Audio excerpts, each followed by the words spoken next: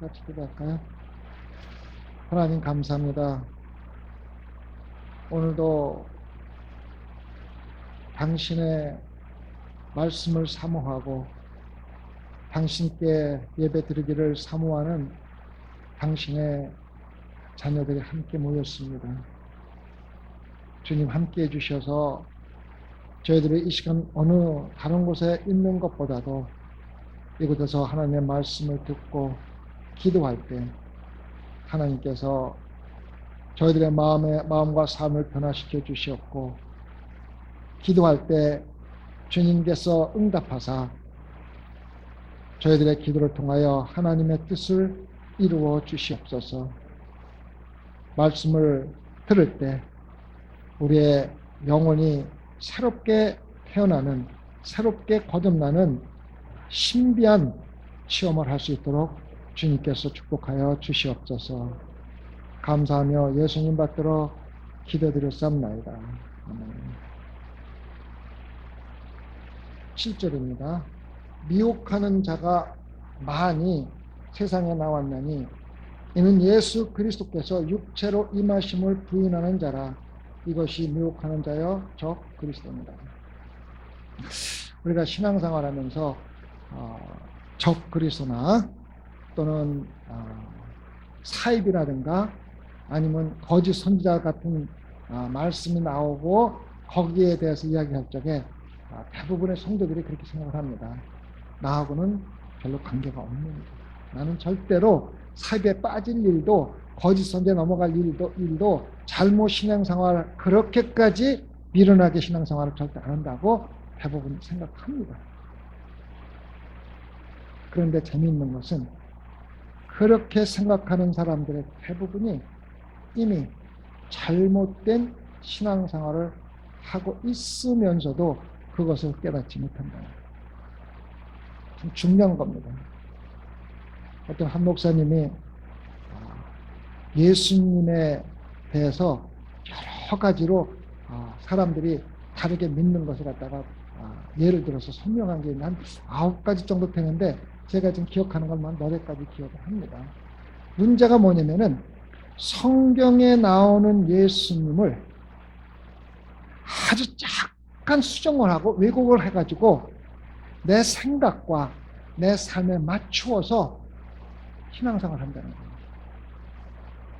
겉으로 보면은 전혀 신앙생활하는 게 문제가 되는 것 같지 않고 정말 하나님 말씀대로 신앙생활하는 것 같지만은 그 안에는 이미 왜곡된 수정된 예수님을 믿고 있다는 것입니다. 이분이 분류한 것 중에 하나가 예수님을 갖다가 각자 나름대로 하는 거는 열린 마음을 가진 예수님입니다. 예수님은 모든 만민을 사랑하셨고 모든 사람이 자기에게 오기를 원하셨고 또 우리가 하나님을 믿는 것은 다 똑같다. 그러니까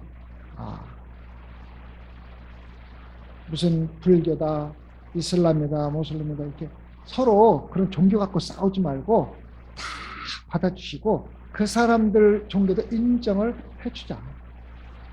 얼마나 좋은 얘기입니까? 종교적인 평화입니다. 인정을 해주고 받아들여주고 싸우지 말고 각자 신앙생활 하면서 하나님이 구원해 준다 생각하고 신앙생활 하자입니다. 완전히 열린 마음으로 열린 마음에 예수님을 믿는 겁니다. 문제가 뭐냐면은 예수님이 자신을 통하지 않고는 하나님께로 갈 수 없다는 가장 귀중한 말씀을 무시하는 건데 그렇게 얘기를 합니다. 열린 마음을 가진 사람들은 그거 성경책 전체 중에서 한 가지인데 그걸 누가 고집을 하냐. 그렇게 고집 부리지 말고 그렇게 융통성 신앙생활 하지 말고 좀 열린 마음을 가지고 신앙생활 하자는 겁니다. 굉장히 좋은 얘기입니다. 또 하나는 재밌는 거는 스타벅스 신앙생활입니다. 만날 적마다 신앙적인 얘기, 만날 적마다 영적인 얘기, 만날 적마다 예수님 얘기, 만날 적마다 성경 얘기로 가득 차고 세상적인 얘기 전혀 하지 않고 영적인 대화를 즐기는 것을 스타벅스 예수님이라고 정의를 했더라고요. 문제가 뭐냐면 이 사람들한테는 영적인 얘기, 하나님 얘기, 말씀 얘기를 끝나는 겁니다. 거기에 따라오는 영적인 삶도 없고 영적인 역사도 없고 영적인 행동도 없고 그저 만나서 예수님 얘기하는 것을 즐기는 겁니다. 심각한 문제가 있는 거예요. 왜? 예수님은 우리가 서로 사랑하는 거라는 걸 갖다가 말로 가르치지 않고 삶으로 가르치지 않기 때문에 한날 만나서 영적인 얘기, 신앙적인 얘기 하는 것은 실질적으로 예수님을 완전히 말로만 하시는 예수님으로 바꿔서 신앙하는 심각한 문제입니다. 그렇게 하면서도 남들이 볼 적에는 정말로 거룩한 신앙생활하는 것처럼 보이고 실질적으로 자신들도 그렇게 생각하고 생각합니다. 또 하나는 직업적인 예수입니다. 성경 말씀을 보면 너무 긍정적인 얘기, 우리에게 주는 격려하는 얘기, 정말로 세상에 나가서 성공할 수 있는 말만 담겨 있으니까 성경을 읽고 우리 긍정적인 생각을 하고 세상에 나가서 성공하자. 직장에 가서 성공하고. 그래서 7가지 긍정적인 사고방식하고 목사님들 막 책을 쓰잖아요. 그래서 직장에서 성공하는 예수님이에요. 성경을 긍정적인 세상적인 말과 조금 더 다르게 생각하고 긍정적으로 받아들이고 긍정적인 생각을 가지고 세상에 나가서 직장을 성공하고 성공하자는 거예요. 잘못된 거 없어요. 좋은 얘기잖아요. 문제는 구원에 대한 아무런 생각도 없고 언급도 없는 거예요. 또 하나는 영적인 예수님입니다. 영적인 예수님은 예수님은 영이시고 하나님이 온 만물을 창조하셨기 때문에 어디에 있던가 상관없는 거예요. 교회도 상관없고 가정도 상관없고 산수도 상관없고 어디서 가든지 우리가 영적으로 묵상하며 영적인 음악을 듣고 영적인 삶을 살면은 그것으로 하나님을 예수 그리스도를 섬기는 거라고 생각하는 거예요. 교회도 소용없고 목사도 소용없고 교회 봉사도 소용없고 그저 하나님이 만물을 창조하신 게 다 하나님이 온 세상에 계신데 구태여 교회에 모일 것도 없고 교회라 집착할 것도 없고 영적인 삶을 살되는 것이 바로 또 하나입니다. 이것은 예수님이 지체이신 교회, 다시 말하면 예수님 자체를 부인하는 것과 조금도 다른 것이 없습니다. 또 하나는 좋은 예수입니다. 좋은 예수님. 황금률이 뭡니까? 이웃을 내 몸같이 사랑해서 무조건 사랑을 베푸는 겁니다. 황금률입니다. 그래서 예수를 믿는 것은 그저 착하게 살면 되는 겁니다. 좋은 일 많이 하고 선을 베풀고 사람들에게 좋은 일을 많이 하는 것으로 그런 예수를 믿는 겁니다. 그래서 어떤 교회가 좋은 일을 하지 않거나 봉사하지 않으면 그 교회는 악한 교회입니다. 근데 문제가 뭐냐면 예수 그리스도의 십자가의 고난과 고통을 완전히 무시하는 겁니다. 그죠? 좋은 생각, 좋은 일, 선한 일만 하면 구원을 받는 것입니다. 그것은 상당히 큰 문제가 있습니다. 솔직히 우리가 신앙생활 하면서 많은 사람들이 이미 그러한 곳에 빠져 있으면서도 내 나름대로 정의한 예수님을 믿고 있으면서도 나는 절대로 사입이나 거짓 선자나 잘못된 생각을 하지 않는다고 생각하면서 살아가는 것이 신앙생활의 참 큰 문제라는 겁니다. 실제로 보면 미혹하는 자라고 나옵니다. 미혹하는 자가 뭡니까? 미혹하는 자라는 말은요, 무엇을 분명히 잘못됐다 잘됐다 이야기하는 사람이 아닙니다. 혼돈시키는 겁니다. 영적인 분별력을 없애게 만드는 겁니다. 자기가 잘못되게 신앙생활을 하면서도 자기가 잘못되고 있다는 것을 알지 못하도록 영적으로 완전히 분별력을 잃어버리게 만드는 겁니다. 그래서 미혹하는 자라는 것은 유다서 13절을 보면은 유다는 1장밖에 없습니다. 13절을 보면은 유리하는 별이라고 그랬습니다.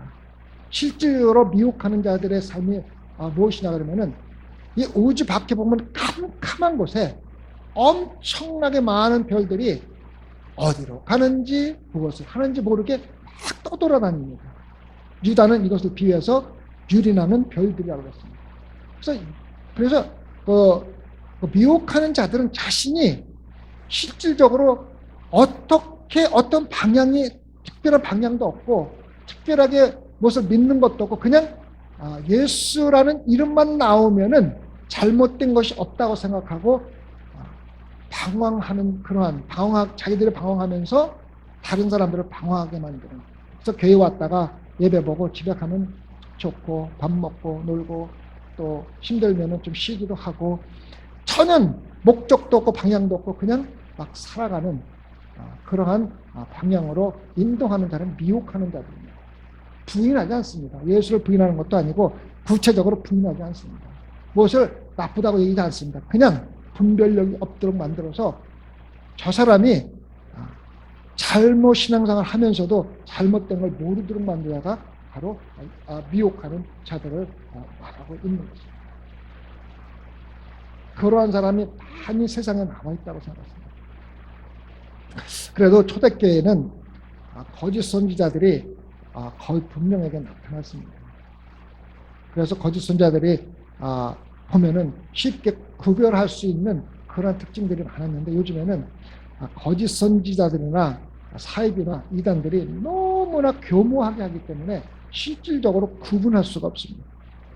근데 그런 사람들이 많이 세상에 나왔다는 말은 우리가 예수 그리스도가 부활하시고 우리를 세상에 나가서 밖에 나가서 땅끝까지 복음을 전하는 사명을 주신 것 같이 거짓 선지자들이나 유린하는 자들이나 미혹하는 자들은 똑같은 사명을 가지고 세상에 나가서 목숨을 걸고 사람들을 미혹한다는 것이 그런 뜻입니다. 그래서 요즘에는요 누가 거짓 선지자인지 물론 신천지나 문선명 같은 사람들은 쉽게 우리가 구별할 수 있겠지만은 교회에 제가 생각할 적에는 3분의 2는 거짓 선지자들로 차 있는 교회들입니다. 요즘에. 근데 분별력이 없어요. 분별력. 제가 이렇게 말씀드리는 데는 근거가 있습니다. 첫째로 성경 외에 다른 어떠한 것이 교회를 인도하고 있으면 사입입니다. 몰몬은 뭐가 있습니까? 몰몬경이 있습니다. 카톨릭이요. 죄송하지만 사입입니다. 카톨릭에는 교리가 있습니다. 그리고 교리에 보면은 마리아가 하나님으로 나옵니다. 굉장히 잘못된 겁니다. 각 종파마다 장정이 있습니다. 장정은 뭐냐면은 목사나 교회 지도자를 모여서 세대에 따라서 변하는 문화에 따라서 법을 결정해서 그 장정이 성경 위에 있는 것입니다. 예를 들면 최근에 감리교에서 동성애자들이 감독이 되고 지도자가 될 수 있다고 교회 지도를 모여서 교리에다가 놓았기 때문에 성경에서 구약에서 백성들을 멸망시킨 가장 큰 이유가 동성애입니다. 동성애가 그것도 여러 가지 죄 중에 하나인데 그것 때문에 감독을 못할 리가 뭐가 있냐고 스스로 장정을 만들고 법을 만들어서 인정을 하고 성경에 있는 게 관계없이 하는 겁니다. 저는 제가 분명히 말씀드린 그렇다 사입이라고 생각합니다. 어떻게 성경이 문화에 따라서 변합니까? 변하는 건 진리가 아니에요. 진리는 영원히 똑같은 게 진리입니다. 변함이 없는 겁니다. 성경은요 진리입니다. 성경 말씀은 진리고 사람들의 문화가 어떻게 바뀌고 어떻게 세상이 바뀐다 하더라도 하나님 말씀을 타치할 사람은 아무도 없습니다. 진리는 변할 수도 없고 변하지도 않고 사람이 변한다 하더라도 영원한 것이 진리입니다. 그런데 감히 교회 지도자가 목자가 모여서 그것을 무시하고 새로이 진리를 만든다는 것은 제가 감히 말씀드리지만 그것 중단하지 않으면 그 사입입니다. 인정할 수가 없습니다. 소망교회도 마찬가지입니다. 제가 지난주도 말씀드렸지만은 기도의 응답이 다스리는 교회가 되어야 되지 무슨 모임들이 모여가지고 다수결로 결정하는 거는 그거는 대단히 위험한 일입니다. 성경에 모여서 다수결로 했다는 말은 한 번도 없습니다. 결정을 다수결로 결정하는 것은 성경에 창세기부터 요한까지 한 번도 없습니다. 다 하나님의 말씀을 받은 선지자를 통해서 기도의 응답으로 하나님의 영이 함께 하신 선지자를 통해서 아니면 하나님께서 모세에게 나타나서 지시를 하고 지시한 대로 따르는 것이 하나님의 일이지, 인간들이 모여서 다수결로 결정해서 이것도 하고 저것도 하는 것은 저는 절대로 잘못됐다고 생각합니다. 교회 운영은 100% 기도의 응답입니다. 하나님께서 인도하시는 말씀에 따라서 기도 응답에 따라서 운영되는 것이 교회입니다. 그래서 사실 교회는요, 이 세상에서 가장 지독한 독재자입니다. 그 독재자가 누굽니까? 예수 그리스도입니다. 예수 그리스도는 절대자입니다. 그분이 말한 것은 아무도 거역할 수도 없고 따질 수도 없고 반항할 수도 없는 게 바로 교회입니다. 그래서 교회는 지독하게 독재주의가 되어야 되는데 독재주의자 주인 누구냐면 예수 그리스도입니다. 단순합니다. 예수 그리스도 말씀에 대항할 사람, 따질 사람, 반대할 사람, 다수결로 할 사람 아무도 없습니다. 지독하게 독재자가 되어야만 하는 것이 교회입니다. 그렇게 부모님 목사가 교회를 독재자로 다스리는데 제가 독재가 아니라 저도 독재자인 예수 그리스도한테 순종하고 100% 복종하는 겁니다. 그래서 세상에는 엄청나게 많은 거짓 선지자나 가짜 선생들이 많이 나와 있다는 걸 우리가 알고, 그 사람들이 정말 사명감을 가지고 목숨 걸고 우리가 전도하듯이 미혹하려고 노력한다는 걸 우리가 알아야만 본다는 겁니다. 이는 우리 예수 그리스도께서 육체로 임하심을 부인하는 자라 이것이 미혹하는 자의 적그리스도입니다. 어떤 사람이 나는 예수님이 동정녀 마리의 탄생을 부인합니다, 이렇게 얘기하면 저 사람이 적그리스도가 얘기를 하는데, 그렇게 부인하는 게 아니에요. 굉장히 겸허하게 하는 겁니다. 첫 번째 부인하는 방법은 침묵을 하는 겁니다. 얘기를 안 하는 거예요. 내가 그것을 동정녀가 예수 그리스도를 통해서 난 거 아니야 하면서도 사람들한테 얘기하면 적그리스도라고 하니까 침묵으로 부인하는 겁니다. 아무도 몰라요. 또는 겸허하게 하는 거예요. 예수님 동정녀 마리아에게 나셨는데 거기다 또 붙이는 겁니다. 그런데 이러이러한 것이 추가된 거야.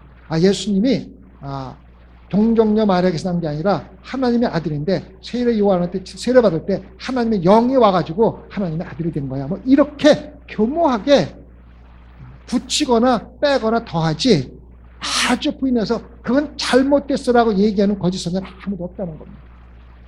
그러니까 영적으로 정확하게 분별할 수 없도록 그래서 미혹하는 자라 그런 겁니다. 미혹하는 자. 부인을 하는데 분명히 부인을 하지 아니하고 교모하게 돌려서 침묵으로 이렇게 부인하기 때문에 알 수가 없다는 거예요. 그러니까 이거 분명히 우리가 알지 못하면은 신앙생활을 잘못하면서도 잘못하고 있는 것도 모르고, 지도자들이 어느 방향으로 가는지도 몰라요. 많은 교회들이 목사나 장로나 뭐 이렇게 교회 인도하는 사람들이 도대체 어느 방향으로 가겠는지도 모르면서 모든 성도들은 그냥 따라갑니다. 정말이에요, 정말. 여러분이 내가 거짓말인가 한번 연구를 한번 해보세요. 한 교회를 딱 뽑아서 그 교회가 지금 지도자를 잘 한번 생각해 보시고 그 지도자들이 어떠한 예수 그리스도를 믿는가, 자기들이 수정한 예수 그리스도인가, 아니면 전적으로 성경에 나오는 예수 그리스도인가, 그 사람들은 진짜 순종하고 복종하고 독재자인 예수 그리스도를 믿고 따르는가 한번 스스로 연구해 보세요. 그러면 여러분들이 이 목사가 얘기가 맞다는 것 같다가 방향도 몰라요. 정말로 우주의 유일하는 별들과 같이 지교회를 인도하고 목적도 따라갑니다. 그래서 우리는 나는 절대로 적그리스도나 아니면은 신앙생활을 그릇되게 하거나 사회비에 빠져들지 않을 거라는 확신을 우선 버려야 됩니다. 정말로 내가 다니는 교회가 목회자가 지도자가 정말 예수 그리스도의 한 방향을 갖고 나가는가? 아니면 이리 갔다 저리 갔다 이 사람이 얘기하면 이렇게 하고 저 사람 저리 하고 그냥 되는 대로 사람들한테 욕 안 먹고 인기 끌고 쫓겨나지 않고 해서 하는 건가? 한번 살펴보세요. 이 목사가 정말 예수 그리스도에서 순종하고 헌신하는가? 아니면 적당히 목회하는가 살펴보고 잘못됐으면 다른 게 가야 돼요. 내가 유린하고 방황하는 자가 되면은 여러분도 똑같이 따라올 수밖에 없는 거예요. 그래서 영적인 분별력을 흐리면 안 됩니다. 우선 내가 사입에 빠질 수 있을 가능성은 없다는 생각을 버리고 영적인 분별을 가지고 신앙생활을 하면 됩니다. 8절을 보면 너희는 너희를 삼가 우리 이런 것을 잃지 말고 오직 온전한 상을 얻어라. 너희는 너희를 삼가라 그랬습니다. 너희는 너희를 삼가라 그랬는데 우리 신앙생활의 대부분이 나를 삼가는 것보다 다른 사람을 삼갈 때가 많아요. 너희를 삼가라는 건 뭐냐면 내 자신을 끊임없이 되돌아봐서 내가 혹시 적그리스도에 빠져 있지 않은가, 잘못되게 신앙생활을 있지 않은가, 혹시 유린하는 자가 아닌가를 돌아보려는데 다른 사람을 삼갈 때가 참 많습니다. 목사님이 새벽 예배 때 엄청나게 좋은 설교를 하면은 내 자신을 돌아보고 내 자신이 거듭나는데 사용하는 건데 다른 사람이 좀 들었으면 좀 좋았을 텐데 하는 생각을 많이 합니다. 다른 사람 걱정하지 마세요. 너희를 삼가라고 그랬습니다. 너희를, 누구를? 나를 삼가라. 존 바년이 쓴 그 철로 역정에 보면은 라이언 월드라는 사람이 아다리가 나옵니다. 철로 역정은 내가 오늘 내 설교 때 얘기하는데 참 기막힌 책입니다. 존 바년이 감옥에서 12년 동안 있으면서 쓴 책입니다. 그래서 신앙인 중에서 이 책을 안 읽은 사람은 거의 없습니다. 몇백만 부, 몇천만 부가 팔렸습니다. 거기에 라이언 워드가 나오는데 그 사람의 여행 목표는 생명의 도시입니다. 생명의 도시 위에서 나가는 겁니다. 그래서 생명의 도시가 언덕 위에 있는데 거기 올라가기 위해서 힘들고 땀을 흘리고 지치고 어떤 때는 실망도 하고 좌절도 하다가 이제 다 올라갑니다. 와가서 바로 그 생명의 도시가 주변을 둘러보니까 참 아름답고 같이 순례하는 자들이 각각 대화를 하고 막 이런 얘기를 하면서 내 자신을 삼가는 것을 잊어버려요. 그래서 옛날에 생명의 도시로 가기 전에 내가 살았던 일도 한번 생각해보고 그때 참 재미있었는데 파티도 하고 술도 마시고 담배도 피고 사람들 재밌게 놀았었는데 하는 생각을 막 하면서 나도 모르게 그 언덕에서 한 번 하나 내려오기 시작합니다. 그 정신을 딱 차려보니까 자기가 밑에 와 있네. 생명의 도시가 저 위에 있습니다. 다시 시작해요. 절망감.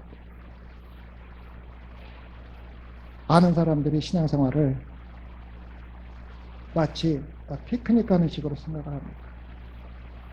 점심을 싸가지고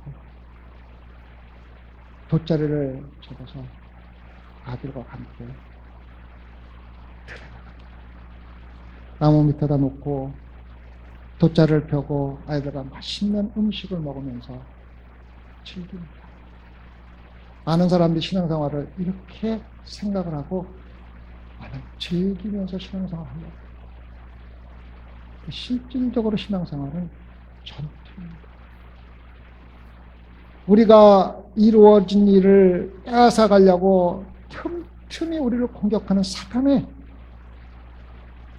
영적으로 무장해서 대항하지 않으면 우리가 지금까지 수고한 모든 것을 잃어버리는 결과를 갖는다는 겁니다. 신앙생활은요, 영적인 전투지 피크닉이 아닙니다. 먹고 놀고 즐기는 것이 신앙생활이 됩니다.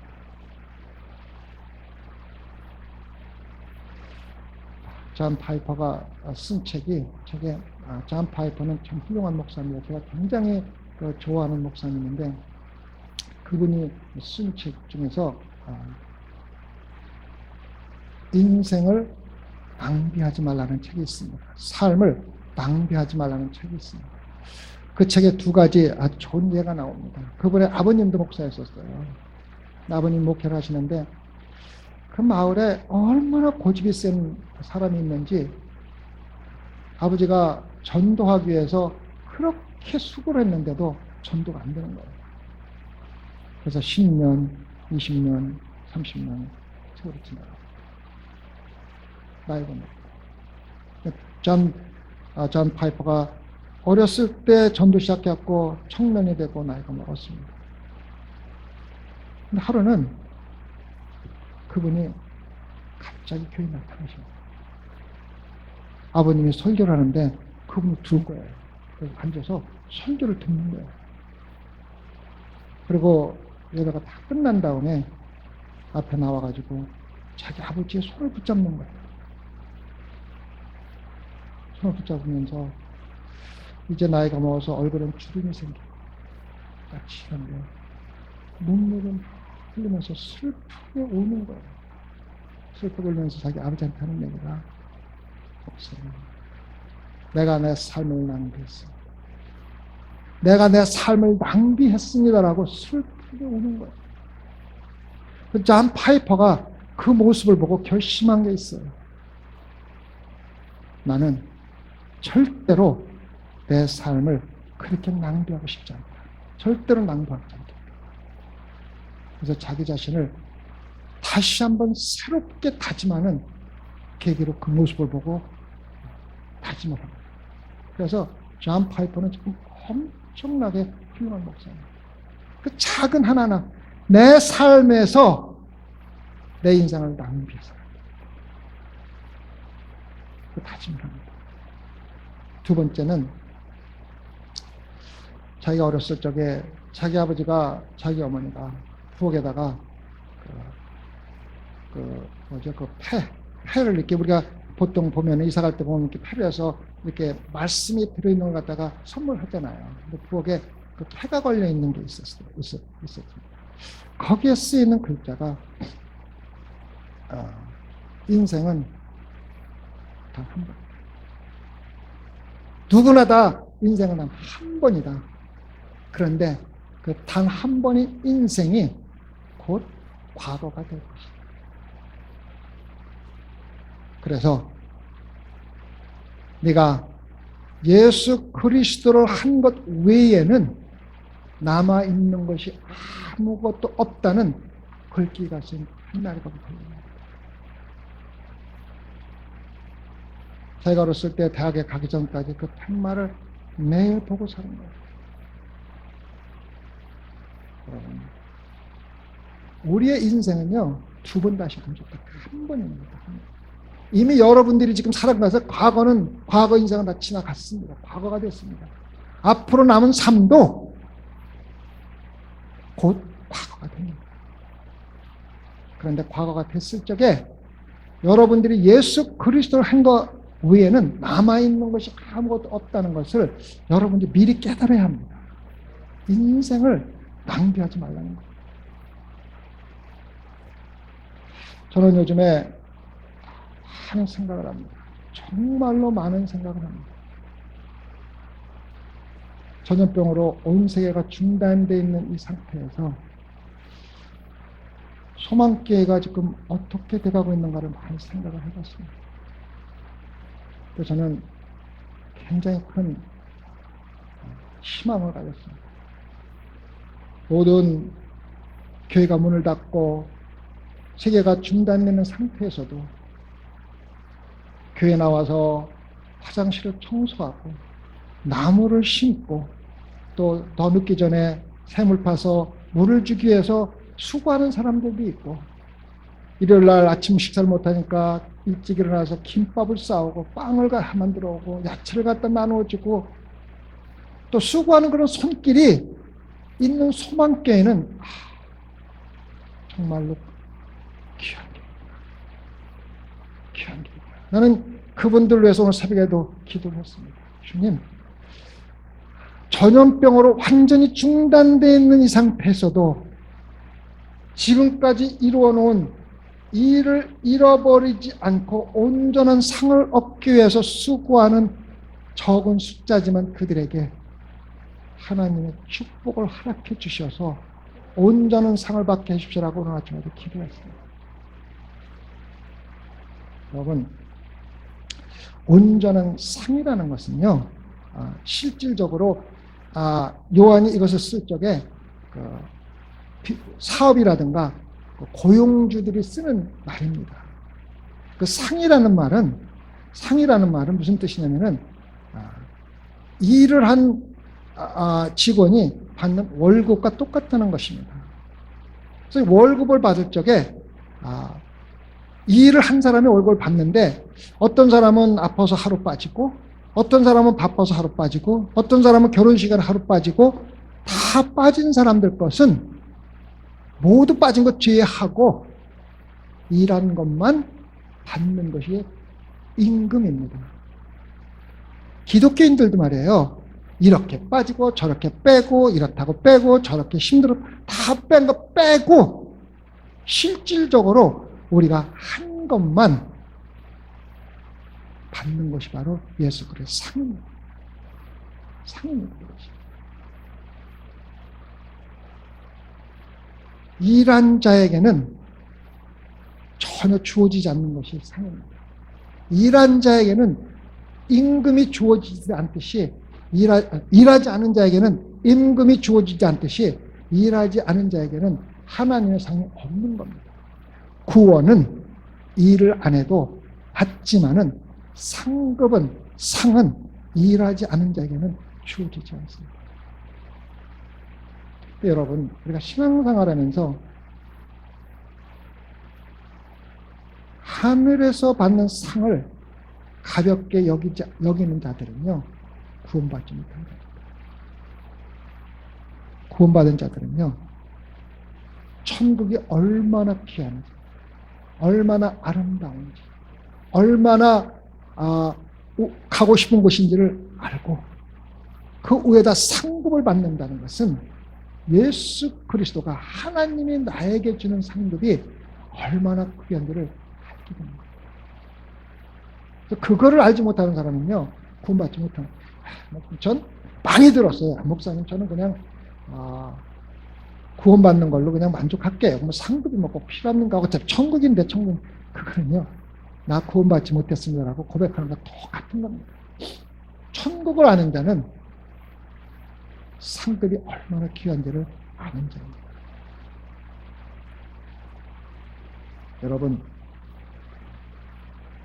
우리가 일한 것을 잃지 말고, 이 말은 뭐냐면은 사도 요한이 또 사도 제자들이 사람들을 구원하기 위해서 얼마나 수고를 많이 했는데 그 수고한 것을 내가 내 자신을 삼가서 되돌아보지 않고 다 잃어버리면은 너희들이 온전한 상을 받지 못하니까 너희들 항상 깨워서 기도하면서 또 말씀을 묵상하고 또 말씀대로 살고 하나님의 영광을 위해서 행해서 우리가 수고한 모든 것을 잃어버리지 말라고 하는 겁니다.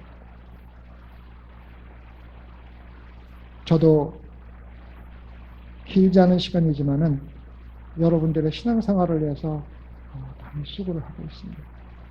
그것이 목회자의 마땅한 해야 될 일이고 또 특히 단 한 생명이라도 구원하기 위해서 저는 많은 노력을 합니다. 가장 실망적인 게 그렇게 노력을 했는데 그 일이 헛되다고 생각할 적에 내 삶을 낭비한 건 아닌가 그렇게 느낄 때가 참 많습니다. 제가 아까 말씀드렸지만은 그래도 수고한 일 가운데서 남아있는 것이 있구나. 모든 세상이 완전히 중단한 상태에서도 끊임없이 하나님의 성전을 사랑하고 또 말씀을 사랑해서 와서 청소도 하고, 그것이 청소하고 창고를 정리하고 성가를 인도하고 이런 모든 것들이 아무것도 아닌 것 같으지만요, 하나님이 보시기에는 정말 상급을 받기에 합당한 일들입니다. 여러분, 우리가 큰 일을 해서 상급받는 것이 아닙니다. 큰 일을 해서 상급받는다고 안 돼 있습니다. 예수님이 뭐라고 그랬습니까? 나를 위해서 아주 작은 일이라도 한 자에게 뭐를 나왔어요? 구원과 상급을 주는 거예요. 너무 큰일 하려고 하면은요, 못합니다. 그리고 큰일 할 것도 없습니다. 우리는 작은 일에 충실할 적에 그것이 바로 예수 그리스도가 우리에게 바라는 것이고, 그것이 바로 우리에게 온전한 상을 받는 것이고, 올라갔던 생명의 도시에서 나도 모르게 미끄러지지 않는 그러한 오류를 범하지 않는 것. 신앙에는 제자리가 없습니다. 신앙은 올라가든가 내려가는 것 둘 중에 하나밖에 없습니다. 나를 삼가 스스로 돌아보지 않으면은 나도 모르게 한 발짝 한 발짝 내려오게 되고, 내가 어디에 있자고 깨달았을 때는 이미 나는 생명의 도시에서 멀리 떨어져 있는 언덕 밑에 있다는 것을 깨닫게 됩니다. 여러분, 오늘 새벽 예배 때 기억하십시오. 너희는 너희를 삼가 우리의 일한 것을 잃지 말고 오직 온전히 상을 얻어라. 이렇게 해서 빼버리고 저렇게 해서 빼버리고 월급 받을 때 남는 것은 아무것도 없는 그러한 허무한 인생 살지 말고, 인생을 낭비하지 말고 하나님을 위해서 일한 것만 남는다는 철두철미한 예수 그리스도의 중심적인 사상을 가지고, 생각을 가지고, 신앙을 가지고 오늘도 하나님이 준비해 놓으신 상을 받는데 작은 일을 함으로써 온전히 받을 수 있는 소망 대상들에게 우리 진심으로 기도드립니다. 함께 기도하십시다. 주님, 우린 주님을 위해서 큰 일을 할 수 있는 능력도 없고, 그러한 어떠한 것도 가지고 있지 않습니다. 그저 주님을 사랑하는 마음으로 작은 일 하나하나 할 적에 그것이 쌓여 천국의 보물을 쌓는 아주 현명하고 주님 모시기 아름다운 신앙생활을 할 수 있도록 주님 인도하여 주시옵소서. 그래야 우리가 하나님과 만났을 적에 정말 면류관을 틀고 우리를 기다리시는 예수 그리스도를 만날 수 있는 부끄럽지 않고 영광된 신앙생활을 할 수 있도록 주님 인도하여 주시옵소서. 어떠한 일이라도, 어떤 핑계라도 주님을 위해서 일하는 것을 멈추지 않는 소망교회 성도들이 되도록 축복하여 주시옵소서. 감사하며 예수님 받들어 기도드렸습니다.